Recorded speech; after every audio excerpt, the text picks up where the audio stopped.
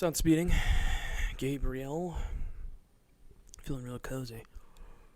Yeah. It's a Saturday morning. Saturday morning. Well, is it afternoon now? It's 12. Yeah, it's afternoon. All right. Excuse me. What's going on with you? Wait a minute. We were just chatting about something that we figured we should turn it on. We're forgetting. Oh, shit burgers. Ready? We're going to have to do it. Ready? How do we do it now that we're not holding? Hold on. Ready? I'm going to put it. Yep. Ready? Securely. 3, 2, 1. Boom. Bing, bang, bing, bing, bang, boom. All right. Now you can see our faces again. Why am I wearing my blue light glasses? I don't know. It's that kind of I don't day. like it. You don't like I don't like it. All right. Skip? I feel like such a fraud when people see me wearing these and they think I wear glasses. And for that and reason? They see me another time, they're like, why is he wearing glasses? And then I'm like,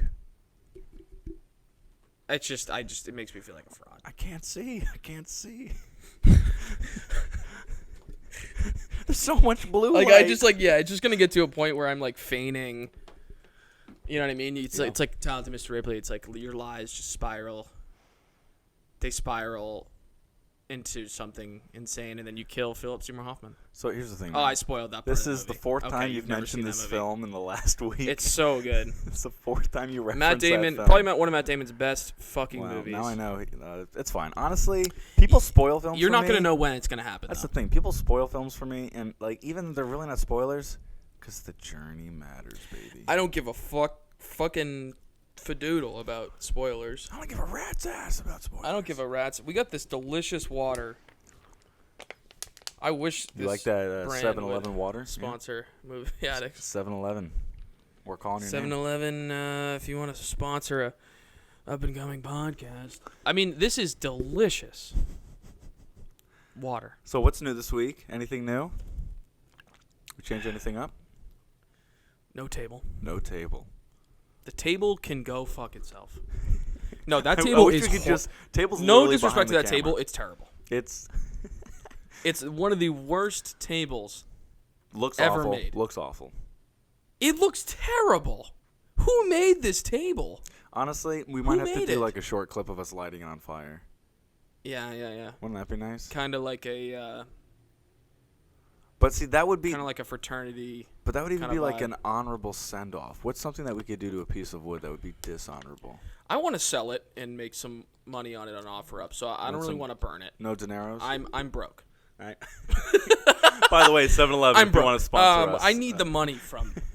I'm not gonna tell people on OfferUp, oh, this table's terrible. I'm gonna tell them, It's the best table in the world. and I'm not even gonna show see that busted flap. I'm just gonna have the flap down. Oh yeah. It's the Wild West on OfferUp. You can say whatever you want. I think it depends on the price point. What are you looking for? Here's the thing: people are very fucking cheap on OfferUp. Tell me. People are, I'd say $20. people are trying to screw me out of a fair price, and I'm tell me like, about is that this just how it t-shirt. goes? Tell me about that T-shirt you were trying to sell Which T-shirt? on OfferUp. Some fancy T-shirt, or was it a pair of sneakers? And you're like, this has never been worn, and you're trying to screw me. You want no shipping, and this is a $100 T-shirt? Are you out of your mind? Oh yeah. I was trying to sell a unused Lululemon shirt. Okay. And the reason I'm trying to sell clothes is because I'm getting so many new clothes. This makes it sound like I go shopping all the time. I just have so many new clothes. I don't have enough room. So I'm like, well, let me try to make a little, dineros, some money from getting a static sound. Let me try to make some. Let's throw up. Let me try to make some dough. Okay. While I'm doing some spring cleaning, summer cleaning. Mm. I'm selling a $90 shirt. $90. Lululemon, high quality shirt. The guy was like, what's the lowest you can go? The price I'm advertising it's $30. It's a 66% discount. The guy's like, what's the lowest you can go from 30? Motherfucker, 30. Like, if I was selling a cheap-ass shirt, I'd be like, you have it for $10. Right. It's not a cheap-ass shirt. It's literally a new shirt.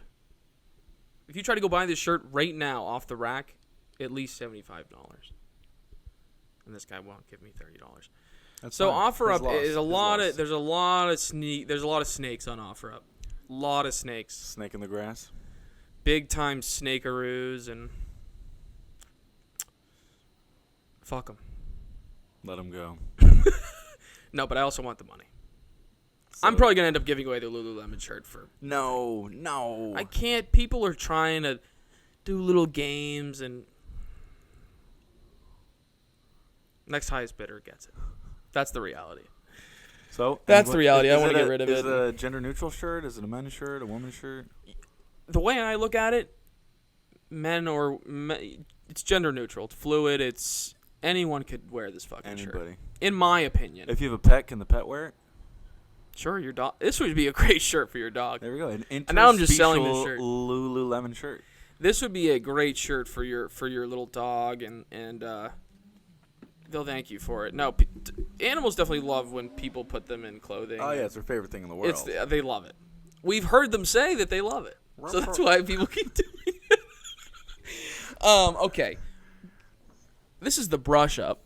The brush Well, up. the podcast is Movie Addicts. Welcome back to the Movie Addicts podcast. You can't really. It's hard, we don't know why we named it Movie Addicts. It's definitely has nothing to do with. It has nothing to do with the location of it or anything whatsoever. But Or we that start we off like Movie film. Addicts. We start off Movie Addicts with the brush up. We do. And what are we brushing up on right now? We were kind of brushing up on a lot of things this morning, and Well, before we started speeding, there was something we were chatting about, and we mentioned we should probably talk about it on camera. Do you recall what that was? Yes, sir.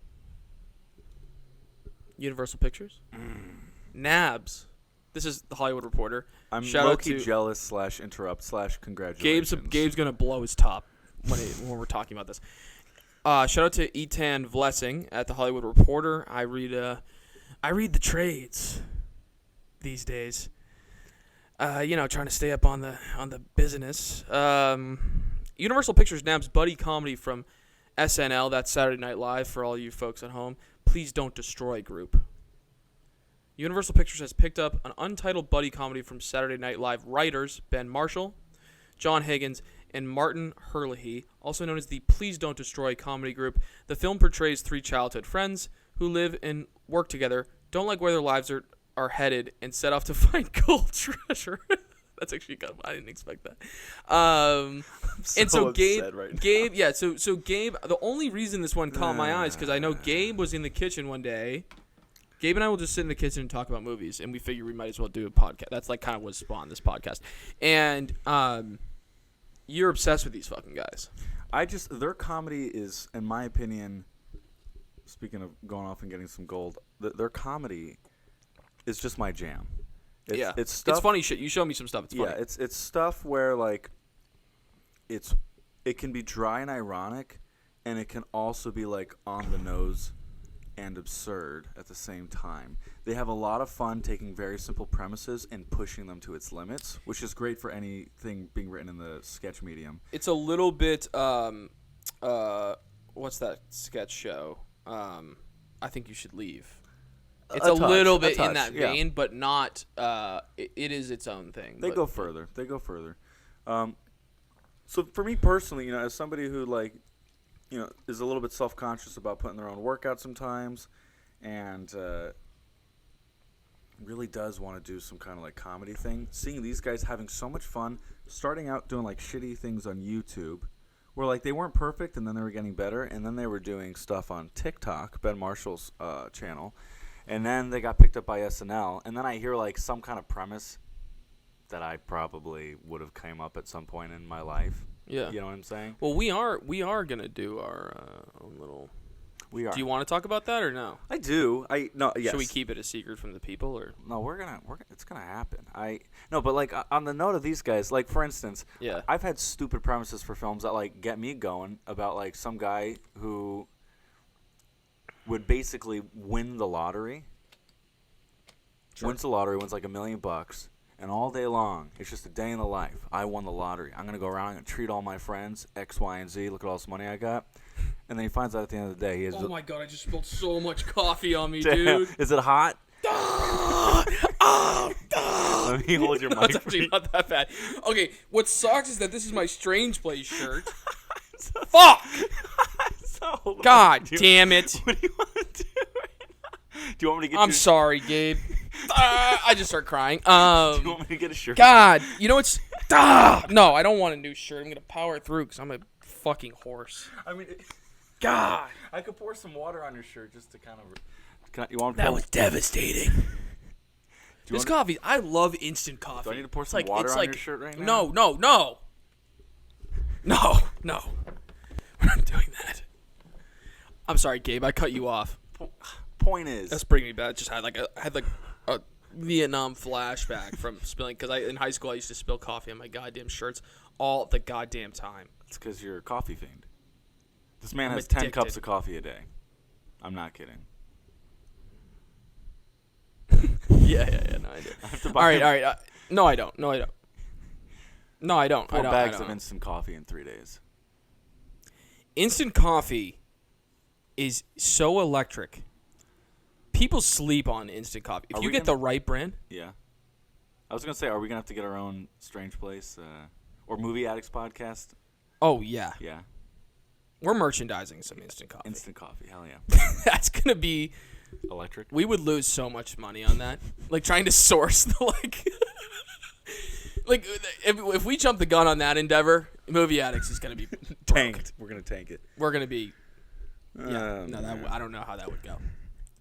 No, but my point is with, like, Ben Marshall, it's like, that's such a simple premise. 3 people, millennials, they're millennials, and they're kind of, like, dissatisfied with their life. So let's go out and find some fucking buried treasure. And I'm like, it's simple. I like it. It's also like, they're going to have so much fun doing it. And I'm like, sometimes I just want to make movies that are freaking fun. Like, forget the drama, forget the this and the that. Just freaking fun movies. Yeah. And these guys have done, I'm proud of them. I'm really excited for them. But I'm low-key like, I need to give myself permission to do more of that shit too. You know? And we're going to. Yeah, baby. Got plans. So, what else is in the trades? What else? That was an interesting one. We're talking about movie tickets. And so congrats to them, and I think that's going to be fucking interesting. I will go see that movie when it's out. There was another thing. Why am I fucking blanking on it now? Universal NBC owns SNL, huh? Oh, yeah. Yeah, I forgot about that. Right. God, the conglomeration is crazy. What was the other thing, Gabe? Well, we spoke about the movie tickets, and you said you had something on that. Yeah. Well, do you want to break that down? What the hell you're talking about? So I just recently came into contact with an article. Technically, like a weekly. Where was the article at? So the article was written by. It was a journalistic article. They release it once a week on Sundays by a email newsletter, e-letter, whatever you call that, called The Hustle. Hustle's been around for years. They're great. And when I say years, honestly, probably no more than 8 years. Yeah. I think I've been getting them since like 2016, maybe earlier. Mm-hmm. And they basically are a great morning, like quick. Here's the rundown of the day regarding business, entrepreneurial pursuits, startups, that kind of vibe. Okay. They're very plugged into like culture's pulse regarding economics too.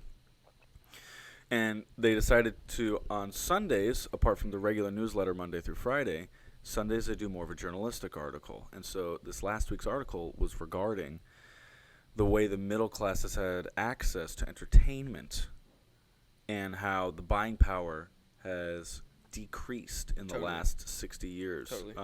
If you account for inflation, the price of going to the movies has increased, not crazy, maybe 1.5 to 1.7. Movie tickets are baseball games have increased perhaps almost twofold, and amusement parks, Disney, for example, is 2 to 3 times. And part of the big things that affect those costs are, back in the day, they didn't screw you up the butt for prices on parking. Yeah. back in the day, they weren't overcharging for children. And obviously things have changed with the increase of operating costs comes the increase of tickets. But also, which is not being accounted for, is the fact that inflation. Our salaries have gone up. Minimum wage has gone up. I think they said like $1 per hour back in the 50s at one point. But the $1 per hour had more buying power for some of the people in the middle class back then. In the 50s, for sure. Than it did today. Yeah. Think about if you. This is interesting. $1 an hour in the 50s. I bet that could buy you. I bet 20% of that dollar could buy you a good meal at a diner or at a restaurant. Yeah. At like a family style restaurant. And that's 20% of your dollar that you earned in an hour. Nowadays, think about it. If you make $15 an hour, and we don't need to get into the weeds with minimum wage, but if you make $15 an hour, you're spending most of that. You're going to spend most of that dollar on if you wanted to go get a meal at a diner, you're gonna spend all of that hour. Yeah. And so like for sure, that's a very real thing. Anyway, sorry I cut you off, Gabe. No, the point is, entertainment for the middle class is becoming harder to afford, especially for families. Some people are spending upwards to $1,000 for a 2-day stay at Disney. Oof. Because of hotels. Yeah. And things of that nature. You said you had something along these lines regarding the movie tickets. Related to movies, this is something George Lucas was talking about years ago. Okay. I believe it was George Lucas. I feel like Spielberg was involved in the conversation, but I'm pretty sure it was a George Lucas thing. George Lucas was sort of predicting that, and this was, say, 5 years ago. I can't remember exactly how long ago it was. George Lucas was predicting what's happening right now, which is the kinds of movies you'll be able to go see in a movie theater will be different. They'll usually be like event movies, spectacle movies, things like that. That's definitely holding true. And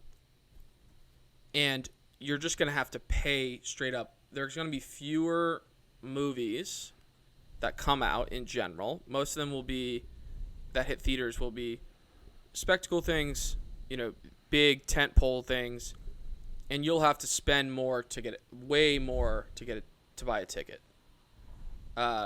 Prices will go way up because they'll be treating it more like you're going to a theater to see a play. It'll be more akin to that than it will be to I'm going to see a $5 matinee. And George Lucas was predicting that years and years ago, and he was completely fucking right. That's where we're at now. $20 to $24 to go see a movie right now in theaters. IMAX $24. And I think with tax, we're gonna go see Nope. Tickets, we're gonna go see Nope on Monday, and we have the AMC thing. And I'm curious about that. So currently, for those of you who are watching this in the past, and who knows what year it is, it's 2022 and AD. And you can pay for a subscription to AMC for $24 a month. Yeah, which is what we do. Ish. And you can see up to 3 films a week. So you can see 12 films a month, potentially, for $24. If you don't have the membership, you can see 1 film for nearly $18. Yeah. So how long is this subscription thing going to last? Oh, I don't know, but I think that number is going to keep ticking up. That $18 number is going to become $20. $20 will become $24. So how do they make money off of us? Do you think – this is my curiosity. I feel like they're not making money on us, but what they're – I don't think people paying a once-a-night movie ticket – I disagree that they're not. I bet – but anyway, go on. What I was going to say is I think what's happening is people who aren't committed to movies, they're okay paying the extra because to them it's a night out. Exactly. So they account it as a cost, and that's just something they can expect when they go to the movies. Yeah. that is something that changes per season. That is something that ebbs and flows based on holidays and school calendars. Yeah. And they can't really control those price fluctuations. What they can control is a membership. Mm-hmm. And so that's why I feel like the staying power of the membership is not the price they're getting per month, but the consistent money they're having for cash flow. I'm willing to bet they do have goals to increase their subscriptions to get more money. Yeah. But it's kind of like gym memberships. A gym sells as many memberships as they can around the new year, knowing that, first off, within the next 8 weeks, most of those people aren't coming back. Second off, the amount of memberships they have for a location far outweighs the legal fire department occupancy of that room. But they know not everybody's showing up. So same thing with the movie tickets, is they're counting on the fact that the memberships are just there for balancing cash flow, I guess. Yeah, and I mean, I mean, you can almost, what they're making money off of is the people who don't go. Right. Also true. Yeah. I mean, what they're making money off of is what AMC's making money off of is, oh shit, Gabe and Colin didn't even go to a movie last month, which could happen. Right. Like, we do go to a lot of movies, but there could be a month where, like, we don't want to see anything. We're not going to cancel the subscription, or we forget to. $24 into AMC's pocket for. It's actually kind of profound when you think about it. $24 into AMC's pocket for a service we didn't even use that month, like, at all. Not only like, that, we didn't take up a seat. We didn't fucking use jack shit. Thinking on it right now, the amount of movie. This is why no matter what, I think it's going to work well for them. Is how many films do you see completely sold out? I have to say, more recently, like, you see Nope. But after the first being weekend. sold the fuck After the out. first weekend. It's rare. And so the point is, if you take a film's entire existence, we'll say a 12-week run. Yeah. Films run longer than that, sometimes shorter, right? Yeah. Definitely shorter than a 12-week run. The amount of 12-week run is like your film is annihilating the box right, office. exactly. I'm sure Maverick will be around for 12 weeks. Yeah. My point It's is probably nearing. Yeah. It's probably nearing It that. came out May. So 1 week of May. I thought. Oh, you're 4 right. It was weeks first of week June. May. Yeah. 7. They're probably on week 7 now. Ooh, Okay. man, I don't know if they'll make it to a 12-week. They'll we'll make see. 12. They're gonna squeak That's a out. long stretch. My point is, let's say it's even only 8-week run. Okay. Yeah, 12 weeks. 12 The weeks amount crazy. of empty seats from week 3 to week 8. Mm-hmm. It's just money that they're not getting. So why not have the membership and hope somebody shows up and fills a seat? If they're already guaranteed to lose money on empty seats, Yeah. the membership is just one extra person sitting down. And interesting. Yeah. This is the additional level. It's one extra person who they may not be making money on because it's a membership, it's a different pay scale. One more person going who's going to tell their friends that they're going. Yeah, absolutely. And not all their friends are going to have memberships. So it's a potential opportunity to get more asses in the seats that are paying for that night's event. Yeah. Yeah. I mean, All it's makes sense. it does all make sense. Me and Dale are trying to tell you that starting September 1st, we're probably going to have a movie theater in the attic as well. We'll be getting about 60 I fucking seats. wish, man. 60 seats up here. Dude, wait, I do want to. Go on. That is something I actually thought about I once. planted the seed. I think it would technically be.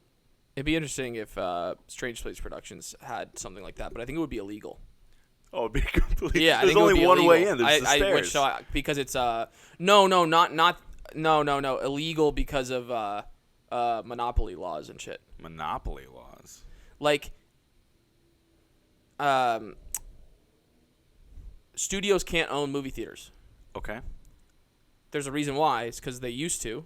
Okay. And they controlled everything top to bottom and had a monopoly on every aspect of Interesting. production, distribution, Yeah, but you're telling me that the parent company of AMC is not connected as a parent company to any other studio?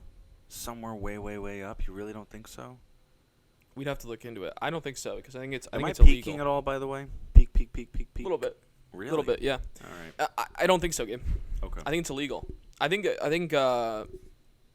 But that's a question: is whether a production company could have. Is a production company the same as a studio? Also, can we just break the law and have nobody notice at all? It would be cool to walk up to the front of like a building and it says "Strange Place," and it's got the marquee and it's playing. It'd be a great little fun. I think that'd be fun as shit for people. We'll find the workaround. Also, in what world can you not own a film and screen your own film? No, of course you can. Maybe you can't charge tickets for it. Maybe you charge for That's dinner. the same thing as what I'm talking about. That's That's interesting. the monopoly law. But anyway. No, but that's the point. Is you play the movie for free, but you charge for food.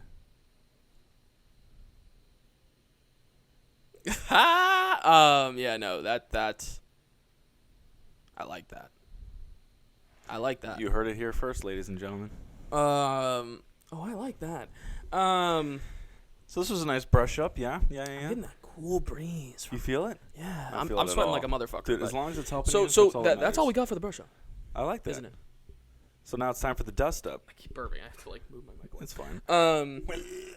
Now we're on to the dust up. Gabe, what movie are we talking about for the dust up this week? So this week, dust up, again, as a reminder, it's just a little scuffle, little fisticuffs. It's a fight. And it's a brawl. me and Dale are going to battle to the death regarding the quality of this week's Boz Luhrmann's Elvis. Baz. I say Baz. Elvis. Where to begin? 2 hours 39 minutes. Yep. Go on. Give us the details. Directed by Baz, as he once told me to call him. Just kidding. Yeah, I've never met him. Written by, screenplay by, story by Baz Luhrmann.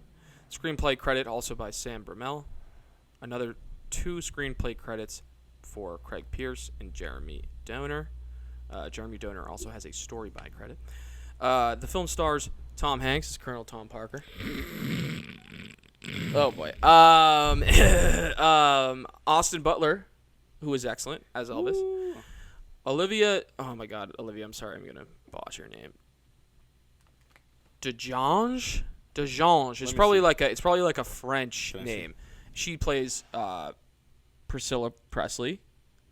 I would pronounce And it she was maybe excellent. De Jonge. And another one of my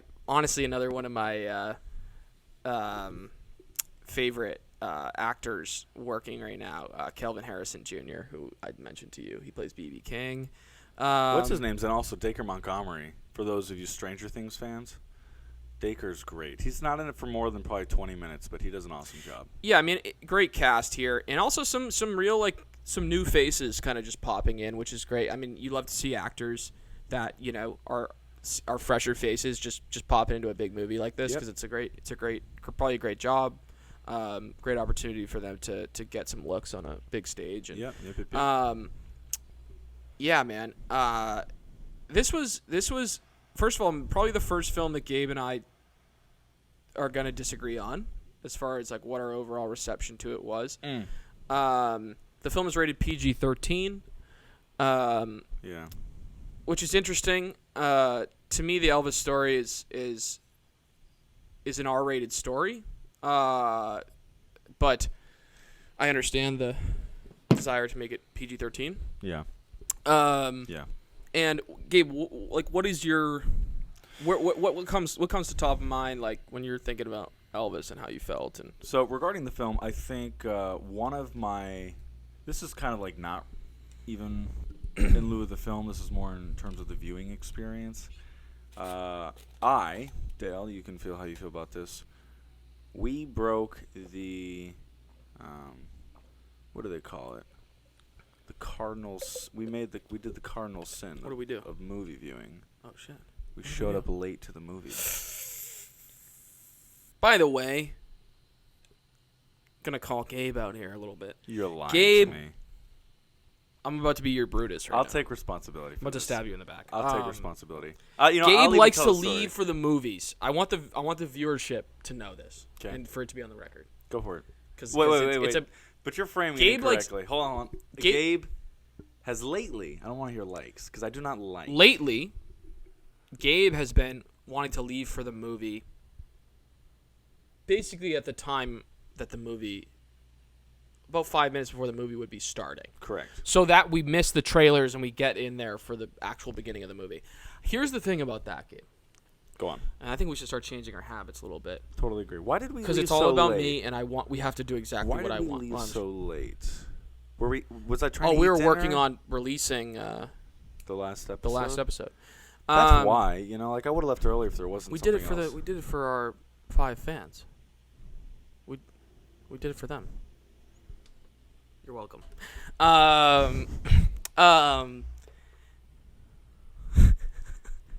So funny last episode how I said we had I was hoping we had 100 viewers. There's no way. We did not hit 100. We will. Very soon. One day. Not one day. Today. Tomorrow. Today. The next day. So, Gabe likes to leave, a I don't little like to late. I don't want to. Okay, so Of late. I'm sweating yeah. like a stuck pig here. That's what happens when you pour hot coffee on yourself. Damn it. So this is the important thing to point out. I always love to watch the trailers. I always like to have impeccable timing, if not early to things. I literally leave an hour early for work, and my work is a 15-minute drive away. The reason I haven't been feeling compelled lately to be super duper early for films is because recently I saw Top Gun Maverick outside of with Dale. Top Gun Maverick didn't start till 30 minutes after the posted time. Yeah, that'll happen. And so in my mind, I assumed all trailers created by AMC would give you a 25 to 30 minute buffer. We rolled up probably around 28 minutes, and the film already started. And I was low-key bummed because honestly, it's something that really grinds my gears. So it could have definitely been a very negative I've heard framing people for in me. audiences of movies where movies start real late getting frustrated too. I think right now theaters are overdoing it with trailers, admittedly. I remember one time like a bunch of people really groaning. I forget which movie it was. Groaning at like the 6th trailer coming on. Yeah. Before the movie, people were like, "Start the fucking movie." I think it was the Batman, and I get that. There should probably be 2 or 3 trailers if you're going to be fucking I'll reasonable. even say a 4 or 5. But 6, then you the get to trailers. 6 or 7, you're like, "Oh my fucking god!" I just remember being in high Jesus. school and being like, "That's weird. 10, 15 minutes worth of trailers." Guys, it's 2022 and it's 25 to 30 minutes of previews. Too much. Too much. You know why it is? They must be contracted to include X amount of trailers from the studios. Plus, they have to do the AMC Yeah, all these things get trailer. negotiated on a high Plus, level, yeah. they have to do the whole AMC commercial. The whole Nicole "we make Kidman. movies better." Nicole Kidman thing. Yeah. Yeah. So, which the Nicole Kidman Shout out is to Nicole such Kidman. a freaking long short film, basically. I do love the Nicole Kidman thing though. Gets people fired up. I'm Yo, not it big on totally does. People clap. I think I keep the Nicole Kidman thing in. We don't need 6 trailers, 3 trailers. I'll go as far. I know to this say, does get negotiated on a high level. Though. I'll go as far to say is the concept of the Nicole Kidman thing is cool, but they've been using the same one for 2 years now, haven't they?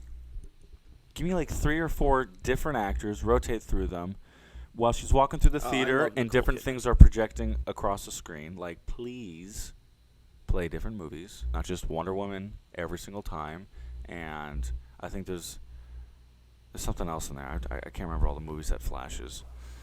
We come to the movies not only to experience something, but to leave changed or something like that. You know, It's I like the Nicole Kidman. so thing. I Gets me took fired up, yeah but- I took for granted how long it was gonna take to get through, sit down. We missed easily the first 2. 60 to 120 seconds of the film. Probably 2 minutes. And I think that may have placed a little bit of a negative framing on the To film. be honest, for me. though, the hokiest section of the movie by a lot. But let's move on from. So we from were that. late. I was not We were happy late. about that. We were late. When I walked out of the film. Oh, spoilers! 3, 2, 1. Spoilers about Elvis, baby.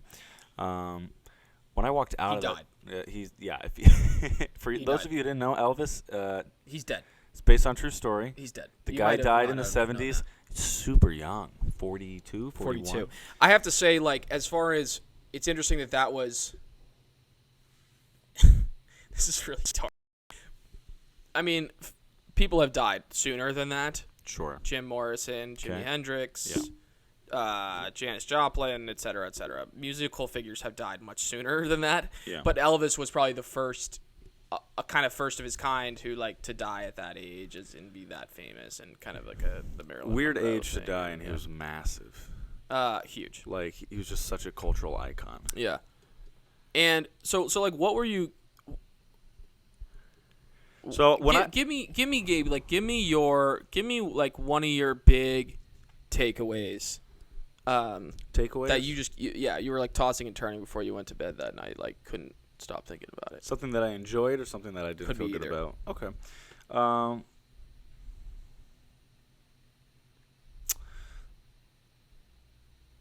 So I'll share. We'll start with some negative things because I can always caveat with like things I did like about the film Yeah. later on. One thing that really burned me about the film was Tom Hanks. Yeah. Tom Hanks, if you ever watch this, That's the thing I agree with you on, by the way. I know you don't give a damn about the Movie Addicts podcast, but if you ever do happen to watch this someday, He never will. I want to point out that I think Tom Hanks is not only a fantastic actor, obviously Academy Awards, but did you just say Tom Hanks will never watch our podcast? Dale, I need some optimism here. I know it's hot up here. I know you got coffee on your chest. Yeah. I know your hair's eating your I head. have just a brown stain in my I need some optimism. chest hair right now. All right. Out of the two of us, who's wearing socks? All right. Why wear socks when you can be a fox? Sounds like the beginning of a great children's story. So yeah, Tom Hanks was just not doing it on multiple levels. One, Tom Hanks had this He was hokey, sucking pond water. he had this hokey accent, which I don't know why Mr. Baz, I don't know why Luhrmann approved of it. Especially when, I must sound like terrible right now and completely ignorant and uncultured. The character of Colonel Tom Parker is supposedly from Scandinavia? Northern Europe? That accent was sounding like something out of... It's not German. It was Maybe sounding... It's Austrian. It sounded like something out of Southeastern. Maybe Ukrainian, yeah. which maybe I'm just saying Ukraine because it's on cultural mind right now. I don't think they ever clarified that. They clarified, though, that there was that one moment where the governors were like, you didn't exist before the army, but so-and-so named so-and-so did exist from this country. And he's like, they got me. He got got. He got got. So Tom Wait, Hanks, he got got though by like a Ku Klux Klan guy. oh, my goodness. Yeah, That's the white fuck nationalist. that guy, yeah. What was that guy's? What was he? I forget. Was he was the he was a politician though. He was a governor Governor of somewhere in the South. fucking A. Yeah, I can't remember. Fuck. Yeah, I know we're kind of meandering, but the point is, like, Tom Hanks, I just was not happy with his performance. And what I was trying to give him the benefit of the doubt is that I don't think it was just a Tom Hanks thing. It was the utilization of the role, the character of Colonel Tom Parker in, in this rendition of Elvis. There was something off about, one, why is he narrating the story? Yeah. I kind of hate that decision. And by the You way, know? that's like it's the structure of the film. It Like, dictates the structure of the If film. there's any, okay, so I think the intent to have him narrate the story about Elvis was to show that Colonel Tom Parker may be the bad guy forever, but Elvis had flaws as well. And so if Tom Parker was kind of giving his opinion, I don't think that's helpful at all. No. Because when the film is trying to be so inspirational but still show tragic flaws, who would be the best person to give that narration? I personally think the wife. It'd be really nice to have Priscilla. That didn't even occur to me. Priscilla would be great. And you know what'd be cool about that too? Colonel Tom Parker narrates the film, and he's also at the beginning of the film throughout. It would be cool to have Priscilla narrate. By the way, she was excellent. Who the Olivia heck was. Who the heck is this voice? Why does she matter? Enters the film halfway Yeah. through. That would have been God, cool. I wanted to hear from her. Like, she's such a great character. Yes. And That's you true, and her wanted. role I was found myself minimized. really longing to hear from her more in the movie. And Olivia DeJonge, I believe. I'm guessing that's how her name is pronounced because it seems like she's really great. and definitely like a fresher face for me. At least maybe people know Olivia from other things. I mean, she's very, very fucking good in this movie, and her and Austin Butler have a real chemistry as Elvis and Priscilla. Like, Yeah. they felt like a real couple to me. A real husband and wife. Like, there's a point where I thought it was actually kind of a nice detail. There's a point where he just like slaps her butt or something when they're like in the like about to go to bed. Yeah. And it was very like playful, and I was like, that's real. I'm Right. glad they included that, because it actually you go, oh, this is a real Couple. Yeah. couple, like, and I just thought like she's just. But then her character becomes in the writing a little too one note and a little too repetitive, and like I agree with you, Gabe. That didn't even occur to me. God, if she had her character had narrated that, it would have been kick ass. I really think so. And because she could probably be, that character could be more honest about who Elvis was and the infidelity and his drug abuse and but also his greatness and his passion and like. Well, that's the thing. It would have been amazing if her voice was setting up how incredible he was, how passionate it was, how amazing he was, Yeah. all throughout the film, and then finally, it shows that he's committing adultery, and still she's trying to be positive about who he is. That would break my heart. Yeah, That would be powerful. my heart in your heart. That was to me the thing that got me really emotional in the movie. I did get emotional in the movie, which is why to me I liked it. I was like, it elicited an emotional response from me, and I would rewatch it personally. The thing that really tugged at my heartstrings was that relationship, because I think Elvis really loved her and really cared about her, and she cared very deeply about him. Yeah. And to see that relationship fracture, but see her still be so forgiving and so kind to him.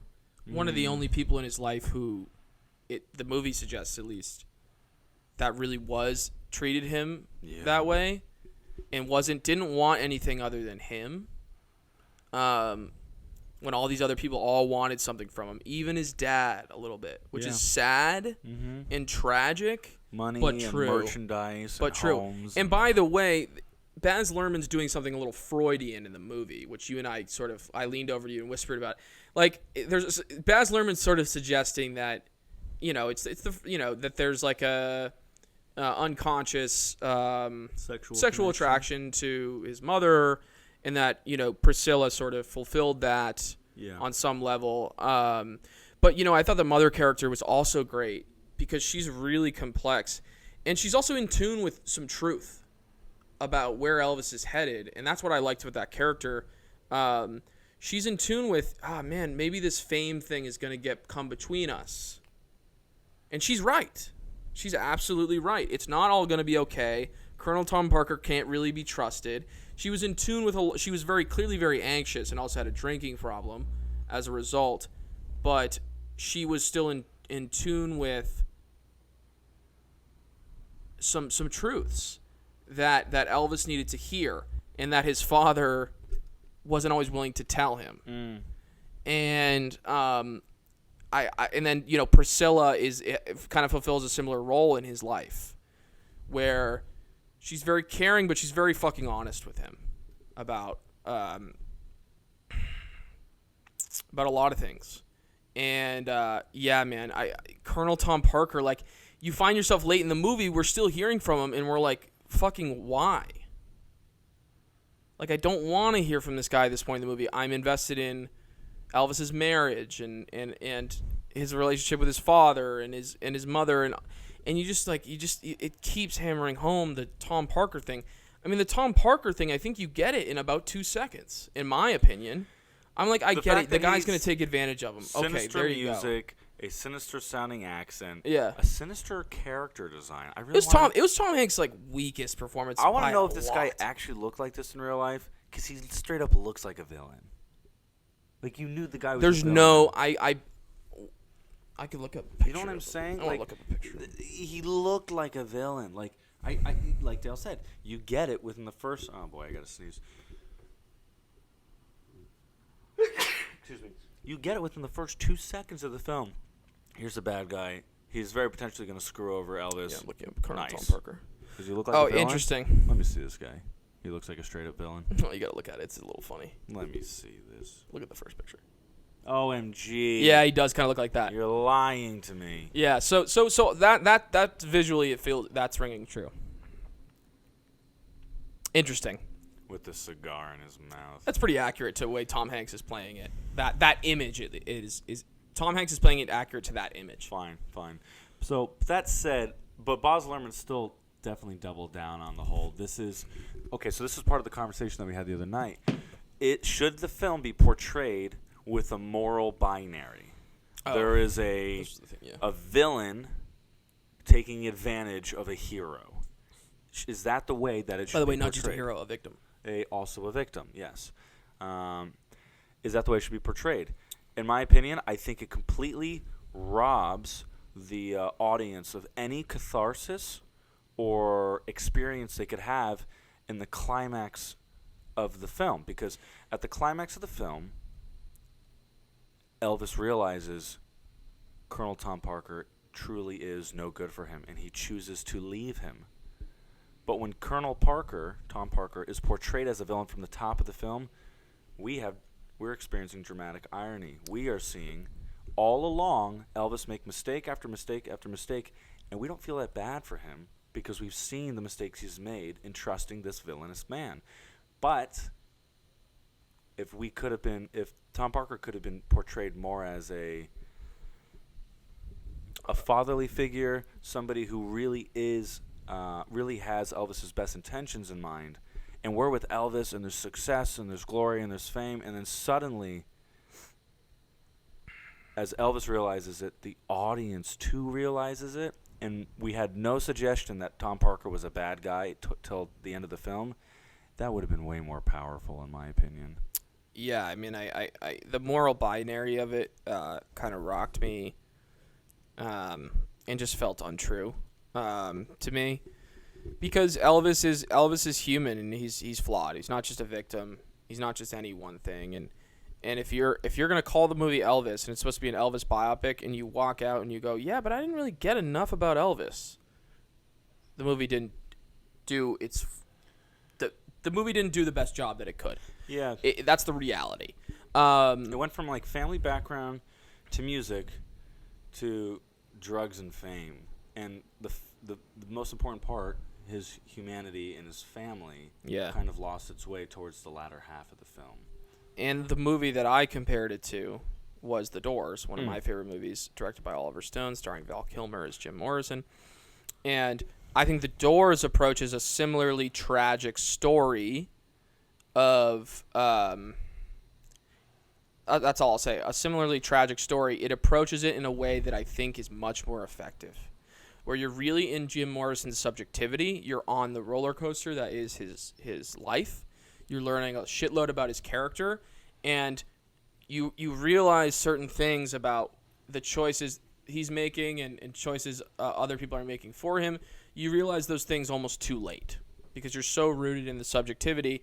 And if you're gonna make a biopic about someone, I think you should try to bring in a little more of their subjectivity into it, and especially if it's going to be a tragedy, which is what it seems like Baz Luhrmann is trying to do. And you sort of walk out of... so I just think The Doors is a more effective approach to a similarly tragic story of a music icon.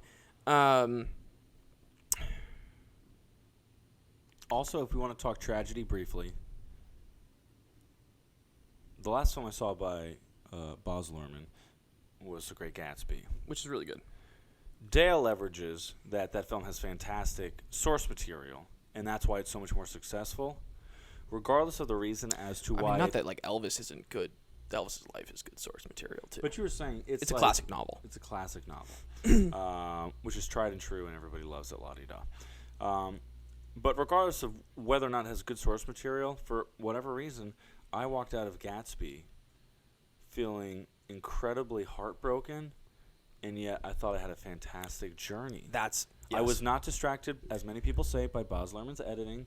I was not distracted by potential hokey performances, because some people had opinions on DiCaprio's accents and stuff. I was not distracted by the spectacle either. I really felt heartbroken but inspired, and yet saw beauty all in Gatsby. And this film had the same. Honestly, this film had a lot of very similar characters as Gatsby. If you think of the hero, Elvis, who wants nothing but to be larger than life. You think about the love interest, who wants nothing to just really see the true side of him. You know, well, then again, maybe I'm giving Daisy a little bit too much credit. Daisy was so superficial that she would rather be with Buchanan than be with. But in terms of having a love interest, I guess that's the connection I'm trying to draw. Yeah. And then the best friend character in this film would probably be the father, which, in my opinion, they did not portray the father, Elvis's father, as a best friend, but they did portray him as a confidant that failed him. And that could have been another opportunity. So much more to mine that didn't get mined. There's so much more to mine. It's just a fact. And so I felt like this film, unlike Gatsby, got so hung up on spectacle. You know what part of it might have been? Yeah. Call me crazy. So you're saying, wait, I'm sorry. So to clarify, you're saying Elvis got hung up on spectacle. I'm saying Elvis failed character. Wise, audience, emotional journey, and thematically. Yeah, the difference between, to be clear, Gatsby and Elvis, different sets of source material. Elvis really lived. The Great Gatsby did not. Yeah. So you can, I think, pull off with something that's based on a novel. You can pull off something that's deeply tragic and leave people with the tragedy, and they'll still walk out feeling potentially fulfilled because it's. The characters are purely symbolic, purely figurative. Elvis, if people walk out and feel like, fuck, Elvis's life was just really shitty the whole time, that's a real fucking bummer. And it's also probably not fucking true. Yeah, but that's how I felt when I walked out of the film. I know, but that's why I think the movie fails on that level, is because, but he had the beautiful wife, he had a daughter, and he clearly loved making music and performing. Yeah. So he had love and passion in his life. His life was not loveless, right? Yeah. And so, but you're left with this idea that it was loveless. Yes, and lonely. And extremely lonely, which that's not to say that it wasn't lonely for him at probably several junctures in his life. But you see that footage at the end and you're like, but he lived a full life still. He did. And you don't get that sense that he did. And it just rings as being somewhat untruthful. Now I'm sort of making it sound like I don't like the movie. I do like the movie and would rewatch it. Yeah. But, I do want to point out two things before we pivot regarding my comparison to Gatsby. Yeah. I think, I'm curious, and this actually ties into what you're talking about with Elvis being real. Yeah. Gatsby, based on a novel where it's great source material but limited source material. I'm curious. That's where it makes it difficult to direct. Of course. A film. Yeah. Is in the case of Gatsby, because I'm also watching the Elvis film and Gatsby as a musician. Like, I really love music, and Gatsby. The musicians he hired, Lana Del Rey, whoever the composer was. Oh, yeah, there's that Lana Del Rey stuff, yeah. They did a great job choosing themes throughout the film and coming back to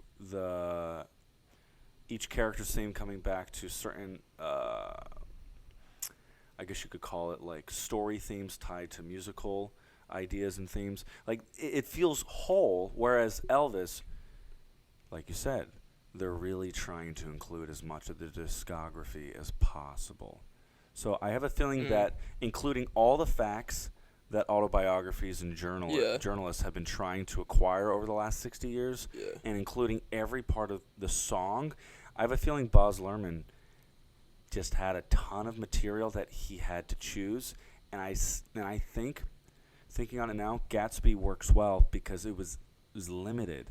And what you knew, it's the source material was limited, which gives the audience the opportunity to project themselves into the world. Does that make sense? Yeah, man. When something is limited and simpler, it leaves more to the imagination.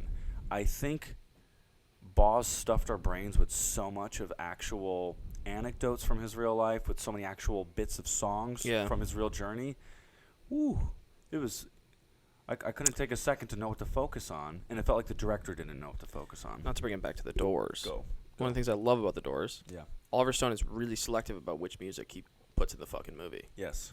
Because the Doors had a shitload of records, and Oliver Stone's really selective about which ones he uses non-diegetically, which ones he uses diegetically, which ones they perform, all that shit, man. And it really fucking works. It feels seamless and it feels concise. And Elvis doesn't feel concise at all. Yeah. And you don't leave feeling like really fulfilled by all the lack of concision, I believe is the word. The noun. Conciseness, is that what you're trying to say? Is conciseness the noun of It's not the word. It's definitely not the word. Concision? Is that a word? What would the noun... If something is concise as an adjective... Wait, should I ask fucking Siri or whatever? Unless concise is something is... Is concision a word? Here's what I found. Oh. What does it say? The meaning of concision is a cutting up or off. Concision definition, concise, quality, brevity. Yeah, so it's a word. Concision? Yes, sir. Look at you, Dale, making up words, and he's right. No, I didn't make it up. Merriam-Webster did, man. What I'm saying is you used your etymological superpowers. No, I did. I did. Thank you. I'm a genius, yes. Dale's a genius, if anybody knew. If you didn't know I was a genius, you're a moron. You mean the rest of us. No, I'm kidding. It's time for nature. I just have a meltdown on the pod. There's a lack of concision to Elvis that I don't think works. What I will say, I don't want to leave the people thinking I hated it. I enjoyed the experience of watching it. There was some scenes that I really loved. Like the scene where he tells Colonel Tom Parker that he's fired, and he's sort of getting drunk on stage, and he's telling people like, this guy's a fucking asshole and all this stuff, and then the curtains start to go down. Colonel Tom Parker, it's a really great sequence. Awesome It's a really great sequence. dynamic sequence of Colonel Tom Parker then coming backstage to confront Elvis about what he's saying, and Elvis finally feels like he has some power, and he's like screaming. You've never seen him be furious before. And he's like, he's just like screaming with rage, like, you're fucking fired. Like, and that's a great, Austin Butler really fucking nails that whole sequence. Tom Hanks, I actually think nails it as well. Granted, it's not as like taxing for Tom Hanks, that sequence, but it's just, that was really great. I love the scene with him and Priscilla in the car, where he's saying I'm a failure and all this stuff. That one had me like tearing up. And the sequence with his dad, where Colonel Tom Parker convinces them to do a photo shoot after Elvis's mom died, and you're like feeling really conflicted about it. You're like, God, this doesn't feel right, but it's still cathartic emotionally, but it doesn't feel right. It's father and son bonding in their grief, but it's displayed to the public. It feels like there's something dark about it underneath, but there's and so Baz Luhrmann, like, to his credit, I think, also like Baz Luhrmann, obviously, great director in terms of body of work, and skill set. Baz Luhrmann, I think, is doing something really interesting in the movie that I took away creatively. He's making you feel conflicted kind of the whole movie, and I said this to you. And he's using the conflict in the movie does not just exist on paper. It exists in coupling what's on paper with the music, the editing, all these things to make you feel like, I'm feeling a lot of different things at once. I can't put my finger on it. I'm feeling excited. I'm feeling inspired. I'm also feeling some sort of doom. And he's doing that. He does that. Baz Luhrmann does that over and over again in the film, which I thought was a really interesting approach. Really interesting techniques used to achieve the approach. And I really dug that part of the movie, that aspect of the movie. And God, I loved the performance sequences. I loved the concert sequences. And I just thought those were, I was just jamming during those. Like, I just love, if you fuck up the concert sequences in a music biopic, you're consider your music biopic completely down the shitter. But Baz Luhrmann kind of nailed those. And Austin Butler is really incredible. I mean, he's a powerhouse of an actor. You could tell he went balls to the wall for that role, and in my opinion, it paid off.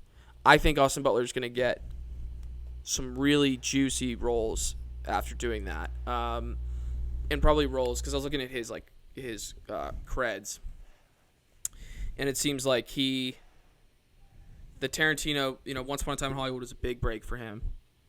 Probably helped him get Elvis, and I've seen, there's other roles he's done where I'm like, I wonder if there's other roles he's done that I'm like, I'm questioning that those were the most fulfilling jobs for him. Yeah.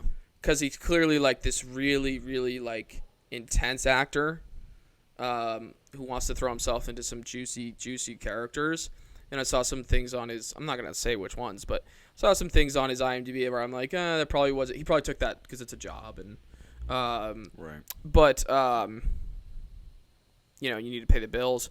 But man, I think he was Elvis.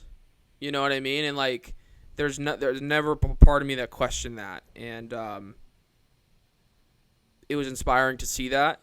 And it was probably my favorite part of the film. That's the thing, is like, you can win Colin Dale over with a great performance. And that's why, for me, I would go see the movie again. I would see the film again for Austin Butler. I will willingly say that. He's great. Actually, I will excitedly say that, because Yeah. I really think he is, if anything, the film.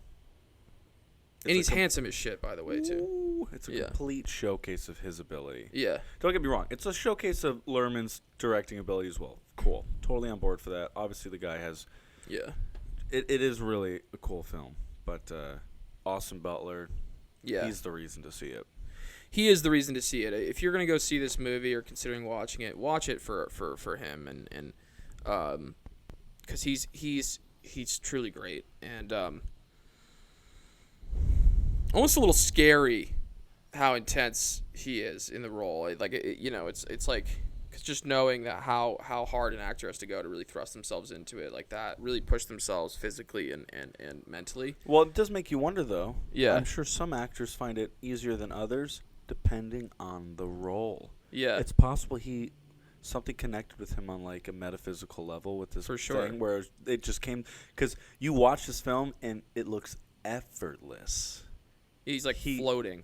He is, yes. Throughout the entire film, you're like, this guy's fucking Elvis. Like, I feel like every time I've spoken with anybody about this before seeing it, they're kind of questioning it, because they're like, kind of like the issue with Nicole Kidman in the Lucille Ball film. A lot of people are like, she doesn't look like Lucy. She just doesn't look like her.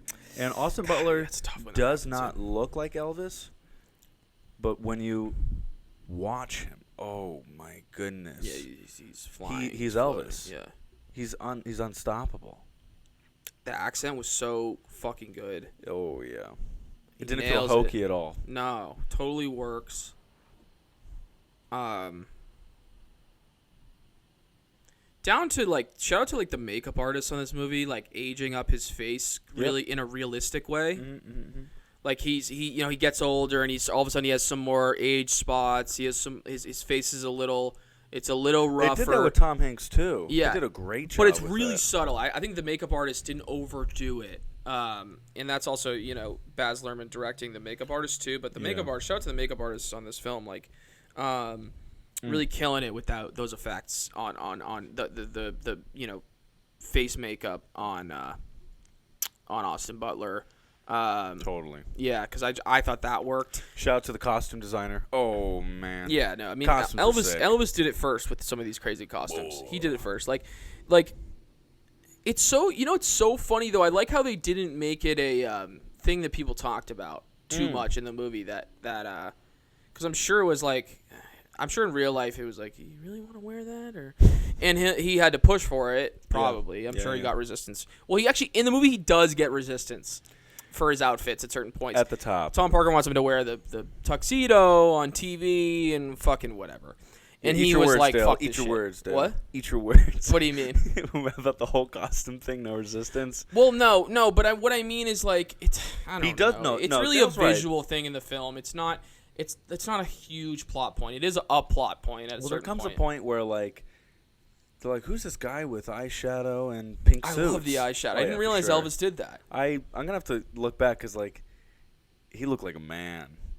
Like, yeah, it was so really, many people probably really made ahead fun of of his him. time in that, because that's something artists would have done in the 70s but in the 50s that must have been a hardcore move for a man to put on eyeshadow and mascara. And I mean that's to put on just cool. makeup on your face, cool. you know, and but like that's something David Bowie would have done, but like Elvis, I had no idea that was something he did. Man. I mean, anything else you want to throw out, Gabe, about Elvis? I mean, oh well, one thing that occurs to me that we've spoken about briefly on, but I just want to point out again, watching the film as a musician, I do not admittedly know that much of Elvis's music, but I can also say watching the film, the whole time I was waiting for a moment where Elvis played an entire song, or at least a shortened version of a song that felt beginning, middle, end complete. I don't think he sings an entire song in one. That's what at I'm any saying. point. It was a complete letdown for me. Yeah. I really wanted to watch him sing like what's that song? Shout out to the Ice Cream Man. My love, my na, I hunger for your touch. You know that. Like I would have loved this, like something romantic and swelling, and in the back of his mind flashing to like Priscilla and all the mistakes he's made, and like I was just waiting for that moment the entire film. The only thing that came close to it was his first song he sang on stage. And honestly, half that song was spent watching the girls in the audience react. Which was an overdone aspect of the film. It was kind of awesome. I will say I've never seen a film do that before. Yeah. And Elvis was kind of... It works in that scene, to be clear. Elvis was kind of the first guy to be like that on stage. Like, he was before the Beatles, right? Like, the first skinny white boy to just, be praised by teenagers, you know? I think...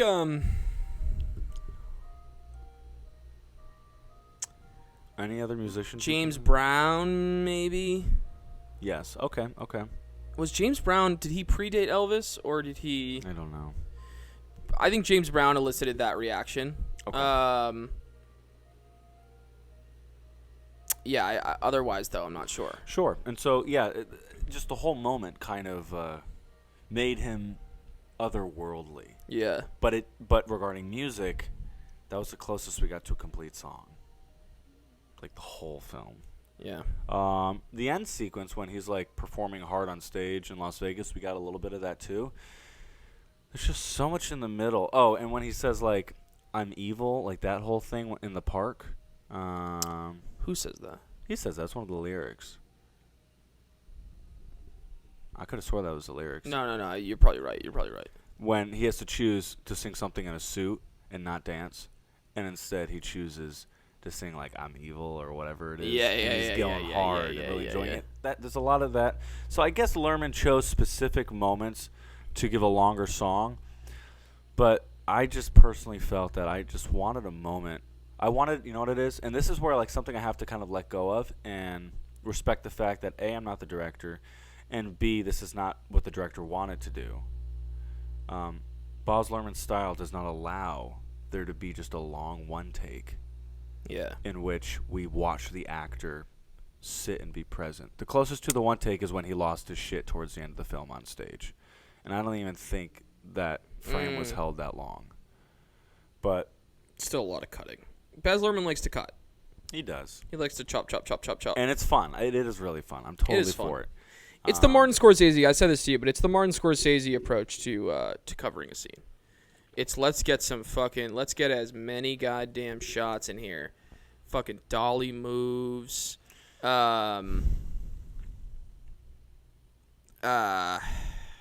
Tracking shots, extreme close-ups,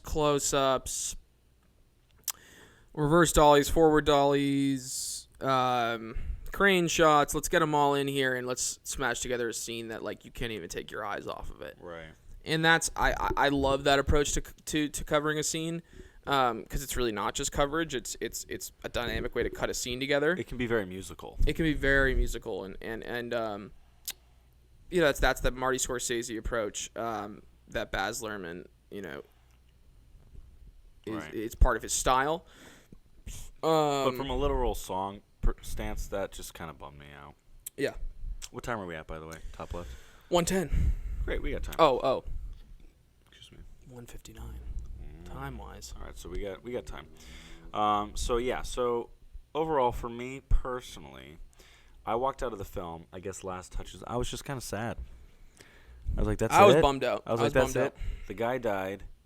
He got screwed over by this snake of a man who took advantage of him his whole life. And then, meanwhile, didn't have a great experience with the film. On a secondary level, I was sad for Elvis. And on a tertiary level, I was sad for me because I'm like, sad for you. I'm an actor, filmmaker, musician, whatever I am. And this is what I have to look forward to? You know what I'm saying? How am I supposed to feel inspired? That is the problem, is like music biopics should inspire in some way. And this doesn't fully achieve that, admittedly. So what is... I kept comparing it to Rocket Man. Rocket Man has a happy ending, though. But he goes through a lot of shit. But then he But why couldn't he gets married to his yes boyfriend, whatever. Yep, he has yep. a husband. But I'll also has put it out there kids, why did Boz choose? he's sober and shit. Boz, I think, was trying to have a happy ending. Boz's version of a happy ending was let's throw up 2 or 3 title cards that says Colonel Tom Parker gets his just it felt desserts. lazy. It felt fucking lazy as shit. It felt lazy. Colonel Tom Parker gets 3 title cards that says he gets his just desserts, and then says that Elvis Presley still has the most sold records around the world. What I wanted was something to the effect of Graceland lives on, and the mother and the daughter still had a beautiful life because of Elvis's hard work or something like that. But also, if he was miserable, go on. Who gives a fuck about how many records he sold?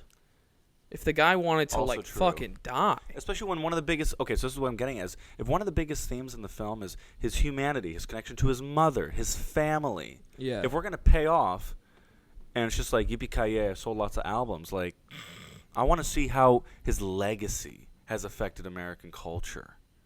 I want to see how his family has been able to survive the loss of their patriarch, so to speak, Yeah.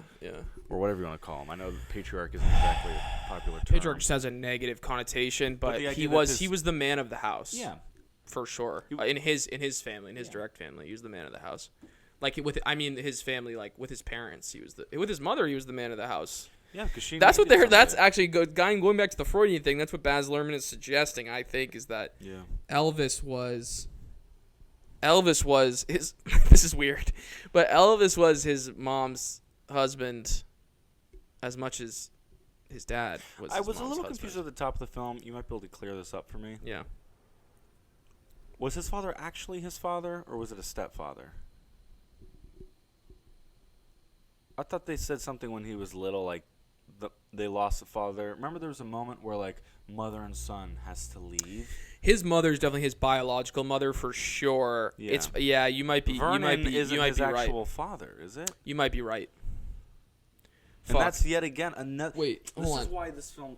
I want to clarify. I want to try to get that right. If that's true, this is what really ticks me off about this film, is because if he really has a stepfather in his life, well, isn't that also an awesome opportunity to have Colonel Tom Parker feel like the father he's always wanted? Yeah. And if that's the case, what a better reason to make the audience feel empathetic towards Elvis's decision to open himself up and be close to Tom Parker. Yeah. Sorry, I'm just like trying to look it up. God, there's so many things about Elvis. It's hard to. I wonder if you could just check the film's cast and see and look up that name on Google. Hold on. Jamie, you mind just looking that up for us real quick? Yeah, please. Oh, fuck. Where the fuck are his parents?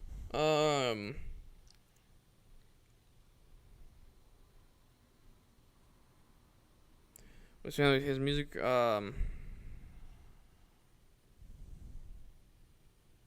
the fuck? Life and career. No, Vernon was his biological dad. Really? Wait.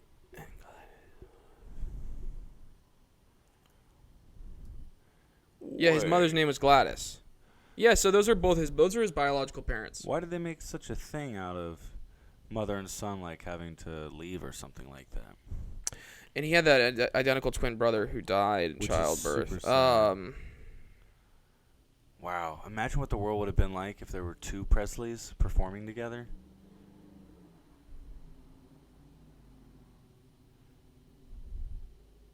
Sorry, say it again, Gabe. Imagine what the world would have been like if there were two Presleys. Because they were Yeah, identical. it'd be crazy. Be crazy. Yeah, that's just devastating. That's devastating. That sounds like a cool ass like alternative universe Tarantino film or something like that. Yeah. Like Tarantino does like a music Once Upon a biopic Time in Hollywood about, too. Yeah, where there's just like two Elvises. Yeah. That's the world we live in, you know? Yeah, but then Tarantino's gonna wrap up making movies supposedly. Soon, No, which is a retiring? fucking shame. Yeah, that's what he says he's doing. I That's a know. shame. I hope he doesn't. I know Clint Eastwood is a controversial figure, la-di-da. That man is 93 years old and still directs and acts in films. Clint Eastwood's incredible. Dale, are we going to wrap up the towel in our late 60s, 70s? You're gonna have to drag me off. Offset, drag baby. me offset. Talking about. Yo, you see that clip on Instagram with, what's the director's name? Wait, so was it a cock-up or a lock-up for you? Ladies and gentlemen, it was a cock-up. You didn't like it. Didn't like it enough for it to be a lock-up. I, myself, have no interest in seeing it again. It was a lock-up for me. It's a lock-up.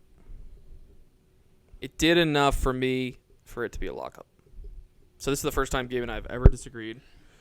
It's crazy. Our whole catalog of 3 episodes. This is the first disagreement. I guess it's about time. It's about goddamn time. Well, you and I sometimes have different taste, you know, which is, I think, what makes this pod work. So good. I wanted it to be. So Yeah, I good. wanted it to be great, and it wasn't. No, it was. So No, here's the here's the thing. It's a lockup, but it's not great. That sucks. It's still a lockup. See, for me, it sounds like for me it was a 4 out of 10, but for you it was a 6 out of 10. You consider a 6 still? God, a 6 out of 10. Is that a lockup? That's what I'm saying. Sounds Here's like the to you thing. it Here's is. could be a good Sounds metric for the like to lockup you it is. or cock-up. Go on. 5 or lower could be a cock-up. Okay. 6 or higher could be a lockup. I think. It's a pretty good metric. Yeah, I think, and the more we watch movies, the more we're gonna find weird in betweens. Because, like, again, I am of the opinion that Cloudy with a Chance of Meatballs is one of my favorite animated comedies. Yeah. Rotten Tomatoes crushed it. I think it didn't get higher than. Fuck you, Rotten Tomatoes, yeah. man. Rotten piece of shit. You're a Rotten Tomato, you piece of shit.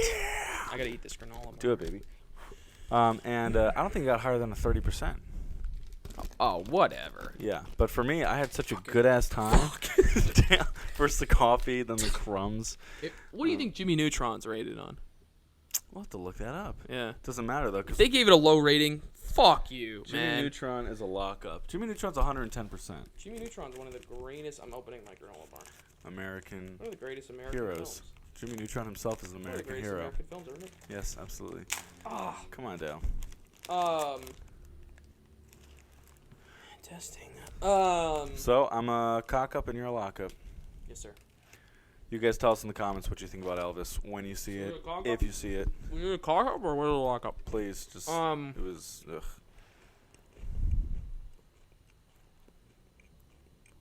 So that wraps up today's Dust Up. Great. We don't have a guest, so there's no stick up. No stick up. So we have the rush up, don't we? The rush. AKA the big bitch Pitch. pitch session. Amen to that. And what are you thank you so much for coming in today. Hmm. I heard you got a project for me. You're gonna pitch? Can I pitch a real one? Or are we doing... No, you're gonna pitch a real one. Okay. I couldn't tell if that was a... No, you're gonna pitch a real one. All right. We talked on the phone about this. We did talk about it. All right, so you have Give it to me.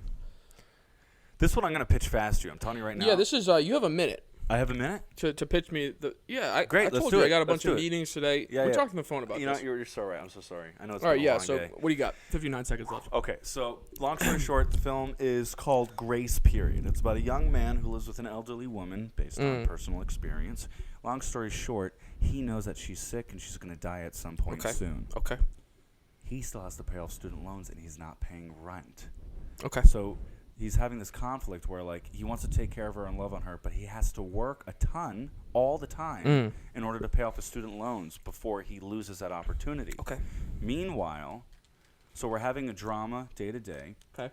That is paired with kind of like a dreamscape contrast where part of the film is him spent in his nightmares repeatedly experiencing different ways that she dies. Wow. And he has to kind of figure out how to reconcile the fact that she will die eventually. How does he enjoy living with her and making the best of the relationship? Yeah. While also trying to be responsible, That's pay a off pay off student debt. And it's called Grace Period. I like it. Simple character piece. Was that 60 seconds? Oddball relationship. Yes, it was. Kind of an oddball relationship built in. I like it.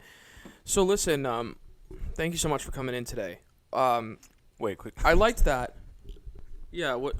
I just want to You say. need water or something? Should you pitch as well, and then we'll do the other, or do you want to? No, I wanted to know. Okay, go ahead. What else you got? I like the idea. I like it. Yeah. Like, what else do you have? How much time do I have? You have you got 3 minutes to just throw something else. Because I like that idea. I like Grace Period, but Great. do you got anything else? Yeah, So there's an idea I've been tossing around my head a little bit lately. Sure. It's basically about this guy. And, Okay. he works as an Uber driver. Okay. Okay. Sure. And in his day-to-day work, he picks up this girl. Okay. Who seemingly is a nobody, but he finds out that she's a somebody. Oh, a little star is born When kind of she thing gets here? into the back seat, What do we got? she's sitting with another guy. Okay. Who is it? Bradley Cooper? It's Bradley Cooper. Okay, fuck yeah. Bradley I'm Cooper is playing this woman's security bodyguard. Oh, all right, great. Yeah, And sure. So this woman. Yeah, Bradley Cooper's going to want that role, the security bodyguard. Absolutely. At this point in his career, for sure. No. I'm just saying. It takes place in the 90s, You by got the some way. time. You got some time. And the woman is Princess Diana. And so this Uber driver. Wow. Did I say Uber? I meant to say taxi. This is the 90s. No, it's an And Uber. This movie could be historically inaccurate. I'm just saying, maybe. we don't mind anachronistic concepts. Sure. So this Uber driver in the 90s Yeah. meets Diana, falls in love with her. Yeah. And Bradley Cooper has got some really nice, in my opinion, really nice frosted tips. Okay, sure. And sure. so, unfortunately, So is he a surfer guy or what? basically the woman is of royalty. She's Okay, trying to come. Princess Diana. she- No one's ever heard of she's her. But no, sure. she's come to America to kind of like lay back and have a good time. Go to Malibu. She falls in love with the taxi driver because he shows her all around town. While she's showing him around town, they're falling in love with each other. Okay. But Bradley Sure. Cooper loves Princess Diana too. You got 55 seconds. Bradley Cooper loves Princess Diana too. Okay. And so it's a love triangle. Princess Diana wants something new and American. She's Yeah. on an adventure. She falls in love with this American boy. But the security bodyguard also loves her. And he cares for her. And he's like, what about me? Wow. It's a tough film. And what's it called? It's called.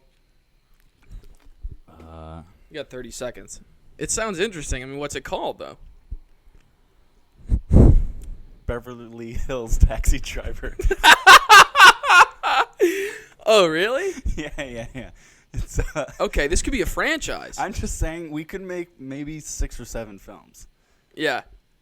And what would the other iterations be? You Different have, drivers. She 7 falls in seconds. love with different drivers So every film. it'd be like Milwaukee taxi no, driver. it's all in Los Angeles. But every time it's a different taxi driver. Okay, that's it. You know, Listen, that's interesting. I actually, gotta run. I like the Milwaukee. Wait, come back. Yeah, I gotta Milwaukee run. idea. I gotta run. You gotta go? Yeah, but thank you so much for coming in. Thank you. Appreciate it. I'm so glad that you like that. Yeah. So, how much money am I gonna get for it? Colin? Colin? Yeah, no, we'll talk. I'll send you an email.